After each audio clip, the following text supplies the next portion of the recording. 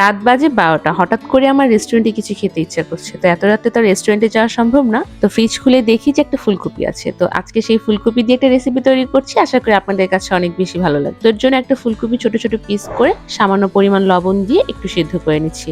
খুব বেশি সময় সিদ্ধ করা যাবে না। 70% এর মতো সিদ্ধ করে নিলেই হবে। সিদ্ধ করা হয়ে গেলে একটা বাটিতে তুলে নিচ্ছি।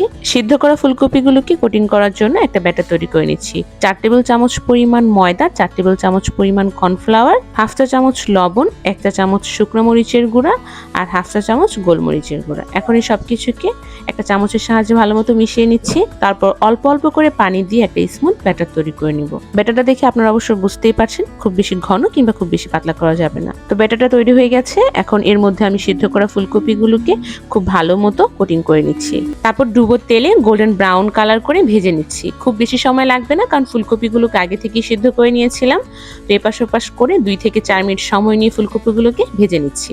তো যেহেতু আমি ফুলকপির মাঞ্চুরিয়ান তৈরি করছি, তো এর জন্য একটা সসের প্রয়োজন হবে। তো চুলায় একটি প্যান বসিয়ে দিয়ে দিচ্ছি 2 টেবিল চামচ পরিমাণ সয়াবিন তেল আর 1 টেবিল চামচ পরিমাণ রসুন কুচি। রসুনটাকে খুব ভালো মতো মিহি করে কুচি করে নিয়েছি।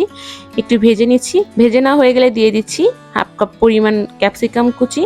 আমি এখানে গ্রিন ক্যাপসিকামটা ব্যবহার করছি। তারপর দিয়ে দিচ্ছি একটা পেঁয়াজ কুচি, 4-5টার মতো কাঁচামরিচ কুচি। পেঁয়াজটাকে আমি এখানে পাপড়ি করে কেটে নিয়েছি। সবজিগুলোকে 2-1 মিনিট সময় নিয়ে একটু ভেজে নিচ্ছি। তারপর দিয়ে দিচ্ছি স্বাদ মতো লবণ, 3 টেবিল চামচ পরিমাণ টমেটো সস, 1 চা চামচ পরিমাণ সয়া সস, 1 চা চামচ পরিমাণ ফিশ সস।